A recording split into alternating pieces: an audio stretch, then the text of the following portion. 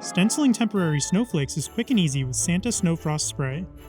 First, use Stencils repositionable spray adhesive on the back of the snowflake stencils. After 30 to 60 seconds, the spray will reach a tacky consistency. Then, press your snowflake stencils in place. Now shake your can of Santa Snow Spray and you're ready to go. Apply the temporary snow spray through the design directly onto the glass. Coat the design without the spray pooling up. Spray each stencil, then come back to touch up any bare spots. Then, peel off the stencil without touching the snowflake. Now you are ready to stencil more snowflakes. Use a box with a pushed-out bottom to keep spray within the stencil. The spray will stay within the bounds of the spray box. Repeat the process for each snowflake until your surface is covered. The Santa Snow Spray works on windows, mirrors, and any glass surfaces. The spray wipes away easily with a dry rag after stenciling.